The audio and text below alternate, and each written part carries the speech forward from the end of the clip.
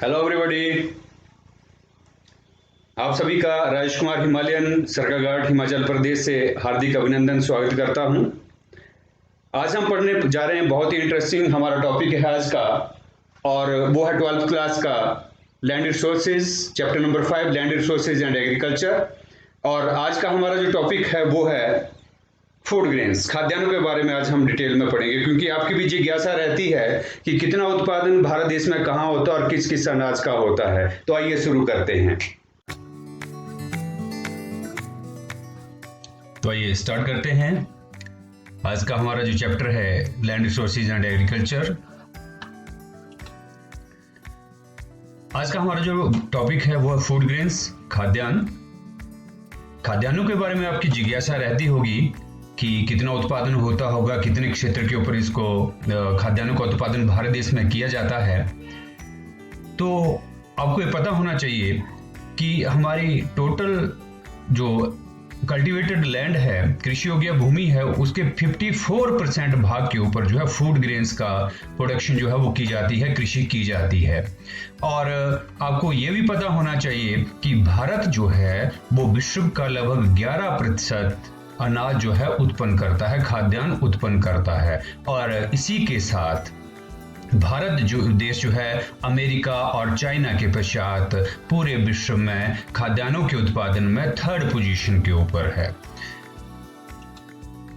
अब हम बात करते हैं खाद्यान्नों के अंतर्गत ही अनाज, सीरियल्स कितने कितने जो है उत्पादित होते हैं। वैसे हम खाद्यान्नों को 2 भागों में जो है हम विभाजित करते हैं। एक तो है फाइन ग्रेन्स, जिनको हम उत्तम अनाज या उच्च कोटि का अनाज जिसको हम कहते हैं, वो जिसके अंतर्गत आता है राइस, व्हीट इनकी चावल और गेहूं। और दूसरा आता है कोरस ग्रेन्स, जिनको हम बोलते हैं मोटे अनाज। और मोटे अनाजों के अंतर्गत आता है ज्वार, बाजरा, मेज और रागी इत्यादि। इसके अलावा भी तिलहन है, ठीक है, ऑयल सीड्स इत्यादि हैं, उनका हम उत्पादन करते हैं। और उसके साथ साथ जो है विभिन्न प्रकार की जो दालें हैं, पल्सेस हैं, उनका भी हम उत्पादन करते हैं। तो आइए इनके बारे में हम डिटेल में पढ़ते हैं। जितने भी भारत देश में जो कृषि की जाती है, खाद्यान्नों का उत्पादन किया जाता है, अनाजों का उत्पादन किया जाता है, उनके बारे में हम एक एक करके हम डिटेल में हम पढ़ते हैं। तो सबसे पहले हमने बात की उत्तम अनाजों की।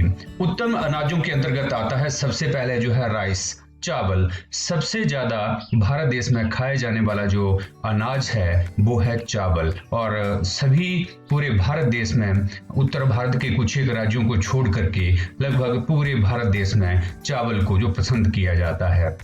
तो आपको पता है कि चावल जो है ये ट्रॉपिकल ह्यूमिड एरियाज में जो है इसकी प्रोडक्शन की जाती है, इनकी उष्ण कटिबंधीय आर्द्र क्षेत्र में जो है इसकी कृषि की जाती है। और चावल जो है भारत देश में लगभग 3000 प्रकार की वैरायटी जो है वो उत्पादित की जाती है। 3000 प्रकार का चावल जो है भारत देश में उत्पादित किया जाता है। और इसकी जो कृषि है वो समुद्र तल से लगभग जो 2000 मीटर की ऊंचाई तक भी इसकी कृषि जो है की जाती है। इसके साथ साथ भारत देश में अगर हम बात करें, चाहे ईस्ट से लेकर के वेस्ट की ओर हो या नॉर्थ से लेकर के साउथ की तरफ, तो लगभग जो हाई अल्टीट्यूड का जो एरिया है, जो पर्वतीय क्षेत्र है, उसको छोड़ करके और जो हमारा शुष्क क्षेत्र है उसको छोड़ करके भारत में कृषि जो है वो की जाती है।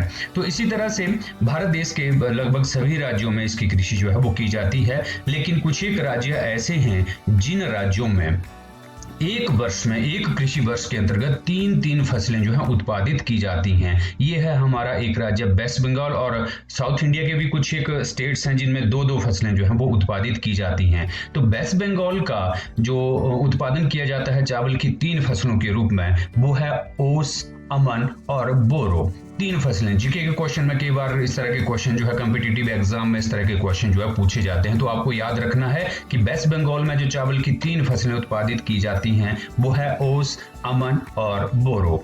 इसी तरह से आप देखेंगे हमारे चाहे पूर्वी राज्य हों, चाहे पश्चिमी राज्य हों, चाहे उत्तरी हों, चाहे दक्षिणी राज्य हों, तो इन राज्यों में इनका उत्पादन जो है किया जाता है। मैंने बात की, अभी हमने बात की वेस्ट बंगाल की, तो वेस्ट बंगाल में 3 फसलें जो है ली जाती है, ओस, अमन और बोरो। इसके अलावा अन्य राज्यों की बात करें, चाहे वो पंजाब हो, हरियाणा हो, उत्तर प्रदेश हो, या दक्षिण भारत के जो राज्य हों, चाहे महाराष्ट्र, कर्नाटक, आंध्र प्रदेश, तमिलनाडु इत्यादि, या केरल है, इन राज्यों में भी चावल का उत्पादन किया जाता है। चाहे पूर्वी राज्यों में, चाहे असम है, या इस तरफ जो है बिहार इत्यादि जो राज्य हैं, इन राज्यों में भी चावल का उत्पादन किया जाता है। तो इसी तरह से विभिन्न राज्य हैं, इन राज्यों में अब हम बात करें कि भारत जो है वो टोटल प्रोडक्शन जो है वो कितनी होती है भारत देश में चावल की, तो भारत देश में पूरे विश्व का लगभग 22% चावल जो है उत्पादित किया जाता है, जो चाइना के पश्चात सेकंड पोजीशन है। चाइना सर्वाधिक चावल का उत्पादन करता है, लेकिन सेकंड पोजीशन के ऊपर भारत 22% राइस प्रोड्यूस करके सेकंड पोजीशन पे है। तो जैसे मैंने कहा कि भारत देश के जो कुछ एक राज्य हैं, जिन राज्यों की अगर बात की जाए, जो लीडिंग हमारे स्टेट्स हैं, इनमें वेस्ट बंगाल है फर्स्ट पोजीशन पर, यूपी है, पंजाब है, और इसी तरह से जो हाई यील्डिंग स्टेट्स हैं, जिनमें प्रति हेक्टेयर उत्पादन सर्वाधिक होता है, जिनमें पंजाब, तमिलनाडु, हरियाणा, आंध्र प्रदेश, तेलंगाना, वेस्ट बंगाल इत्यादि और केरल इत्यादि राज्य है, जैसे मैंने पहले कहा। हालांकि हमारे जो पंजाब और हरियाणा, ये दो राज्य ऐसे थे, इन राज्यों में हम बात कर रहे हैं पंजाब की और हरियाणा की, इन 2 राज्यों की हम बात कर रहे हैं।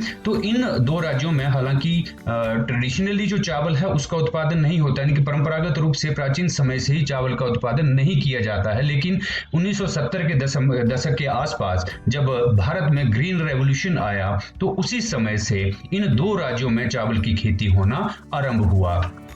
तो ग्रीन रेवोल्यूशन का ही ये परिणाम है कि भारत देश में जो है वो पंजाब और हरियाणा में चावल का उत्पादन जो है आरंभ किया गया। इसके पश्चात हम बात करते हैं चावल के पश्चात, बिल्कुल ठीक, आपने सही पहचाना। इस वीडियो में आप देख रहे हैं कि लहलहाती हुई जो खेती है वो गेहूं की खेती आपको दिखाई दे रही है। तो अगली हम बात करते हैं भारत देश की मुख्य फसलों के अंतर्गत, वो आता है गेहूं, व्हीट। तो सब दूसरी फसल है जो भारत देश में सर्वाधिक इसका उपभोग किया जाता है, अनाज के रूप में इसका उपभोग किया जाता है। तो भारत देश पूरे विश्व का लगभग जो है वो 12% गेहूं उत्पादित करता है, ठीक है। और भारत देश के लगभग टोटल कल्टीवेटेड जो एरिया है, 85% जो एरिया है वो उत्तर भारत में आता है। उत्तर भारत में इसकी खेती ज्यादा की जाती है गेहूं की, और टोटल कल्टीवेटेड जो एरिया है उसके 14% भाग के ऊपर गेहूं की खेती की जाती है। तो इसके उत्पादन के लिए जो है वो 5 मुख्य स्टेट्स हैं, उत्तर प्रदेश, पंजाब, हरियाणा, राजस्थान और मध्य प्रदेश, ठीक है। इसको हम देखेंगे मानचित्र में, इसको हम देखते हैं। तो हमने बात की 5 स्टेट्स की, इन 5 स्टेट्स में है पंजाब, हरियाणा, उत्तर प्रदेश, ठीक है। राजस्थान का कुछ एक हिस्सा आता है, और इस तरफ जो है वो बिहार, झारखंड, मध्य प्रदेश, ये राज्य जो है इसके अंतर्गत आते हैं। तो यहाँ पे इसका खेती जो है ज्यादा की जाती है। हालांकि हिमाचल प्रदेश, उत्तराखंड, इन जो पर्वतीय राज्य हैं, जम्मू कश्मीर है, इस भाग में भी इसकी खेती की जाती है। थोड़ी बहुत खेती जो है संपूर्ण भारत देश में इसकी खेती जो है वो की जाती है। लेकिन जो हाईली कल्टिवेटेड, जी हाँ, तो आगे हम बात करते हैं मोटे अनाजों की, कोरस ग्रेन की। जो मोटे अनाज हैं, मोटे अनाजों के अंतर्गत आते हैं, जैसे मैंने पहले आपको बताया, ज्वार, बाजरा, मेज, रागी इत्यादि जो है वो मोटे अनाजों के अंतर्गत आते हैं। सबसे पहले हम बात करते हैं कि मोटे अनाजों का भारत देश में जो एरिया है वो कितने एरिया के ऊपर जो है वो मोटे अनाजों का उत्पादन किया जाता है। तो 16% भाग के ऊपर जो है मोटे अनाज का उत्पादन किया जाता है। मोटे अनाजों का प्रयोग बहुत कम खाद्य सामग्री के रूप में किया जाता है, बल्कि मोटे अनाजों का प्रयोग जो है या तो चारे के रूप में जो है, या पशुओं को खिलाने के रूप में जो है इसको किया जाता है। तो सबसे पहले हम बात करते हैं ज्वार। ज्वार जो है भारत देश में 5.3% एरिया के ऊपर जो है वो कल्टीवेट किया जाता है, यानी कि इसकी कृषि की जाती है। और ज्वार के उत्पादन में आप यहाँ देख रहे होंगे पिक्चर में ज्वार क्या होता है इस तरह से। तो फर्स्ट पोजीशन में महाराष्ट्र है, सर्वाधिक ज्वार का उत्पादन महाराष्ट्र करता है। फिर इसके पश्चात आते हैं कर्नाटक, मध्य प्रदेश और आंध्र प्रदेश राज्य जो है वो इसके अंतर्गत आते हैं। इसके पश्चात हम बात करते हैं बाजरे की।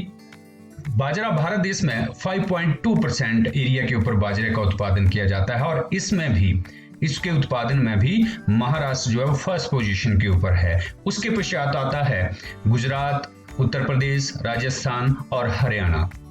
जैसा आप पिक्चर में देख रहे हैं, दोनों ही पिक्चर्स में एक तरफ जो है इसके खेत हैं, बाजरे के खेत, और एक तरफ जो है बाजरे की रोटी और तुहर की दाल, अरहर की दाल जो है बनी हुई है। तो बहुत ही स्वादिष्ट ये भोजन जो है वो लगता है। तो आपको कभी मौका लगे तो जरूर इसको ट्राई कीजिएगा। इसके पश्चात हम बात करते हैं किसकी?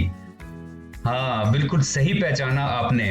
हम बात करेंगे मक्का की। मक्की भी कहते हैं पंजाबी में, भुट्टा भी बोलते हैं उत्तर प्रदेश, बिहार में, दक्षिण भारत में, और छल्ली भी बोलते हैं हिमाचल प्रदेश में। तो जी हाँ, हम इसी की बात हम करने जा रहे हैं, मेज की, मक्के की। तो मक्के का जो प्रयोग है आपको भली भांति परिचित है। खाद्यान्न के रूप में, अनाज के रूप में जो है इसका कम इस्तेमाल किया जाता है। आजकल का जो सीजन है, सर्दियों के समय में हमारे हिमाचल प्रदेश, पंजाब और हरियाणा राज्य में इसका खाद्य सामग्री के रूप में इस्तेमाल किया जाता है। जैसा आप यहाँ पिक्चर में देख रहे हैं, मक्की की रोटी और सरसों का साग, वाह वाह, बहुत ही डिलीशियस। मुझे तो बहुत पसंद है, आप लोगों का पता नहीं, लेकिन फिर भी उत्तर भारत में इसकी चर्चा होती है। पंजाब की जब बात आती है तो मक्के की रोटी और सरसों दा साग, ठीक है, उसका जिक्र जो है हमेशा ही होता है। तो इसका उत्पादन जो है भारत देश में किया जाता है, मेज का उत्पादन किया जाता है। भारत देश में 3.6% एरिया के ऊपर जो है मक्के का उत्पादन किया जाता है और सर्वाधिक मक्के का उत्पादन करने वाला जो राज्य है वो है मध्य प्रदेश। मध्य प्रदेश के पश्चात जो है आंध्र प्रदेश है, कर्नाटक है, राजस्थान है, हरियाणा है।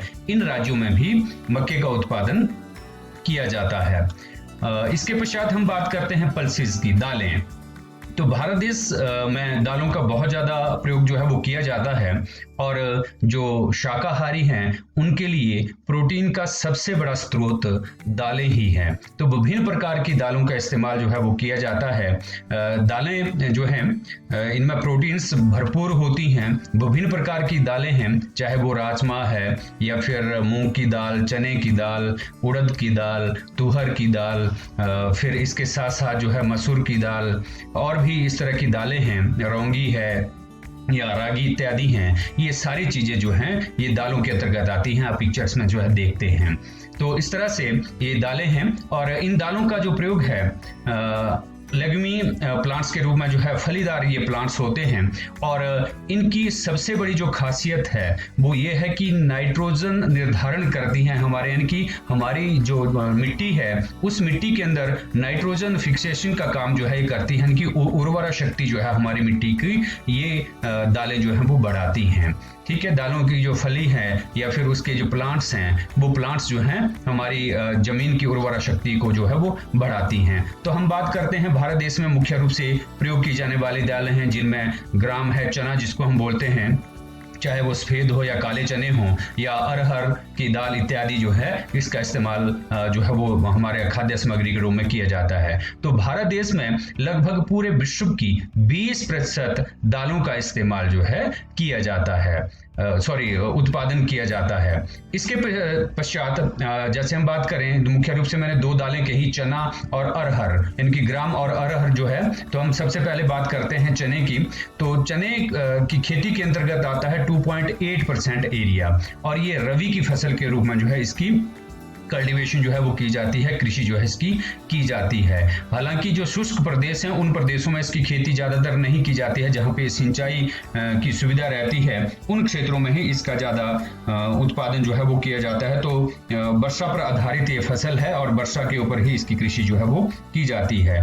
तो यहाँ पे हम बात करें मध्य प्रदेश, उत्तर प्रदेश, महाराष्ट्र, राजस्थान और पंजाब, ये राज्य ऐसे हैं जिन राज्यों में इसकी कृषि जो है वो की जाती है।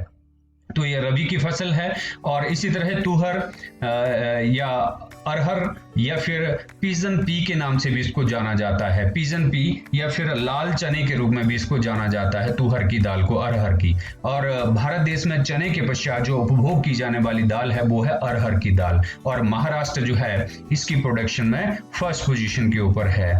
इस दाल का जो उत्पादन है वो खरीफ की फसल के रूप में जो है वो उत्पादन किया जाता है। तो इसके उत्पादन में उत्तर प्रदेश, कर्नाटक, गुजरात और मध्य प्रदेश राज्य ऐसे हैं जहां पे अरहर की दाल का उत्पादन किया जाता है। इसके अलावा भी जो हमारे ये पीजन पी है, इसके अंतर्गत अन्य भी क्षेत्र हैं, जैसे भारत देश के अन्य राज्य हैं, इन राज्यों में भी इसका उत्पादन जो है वो किया जाता है। इसके पश्चात जैसा आप देख रहे हैं, दालें विभिन्न प्रकार की दाल है, चाहे उड़द है, राजमा है या धुली मूंग है, इस तरफ जो है रागी है, दूसरी अन्य प्रकार की दालें जो है इनको आप देख सकते हैं। तो भारत देश में विभिन्न प्रकार के ऑयल्स का इस्तेमाल जो है किया जाता है। पूरे विश्व में सर्वाधिक जो कंजम्पशन है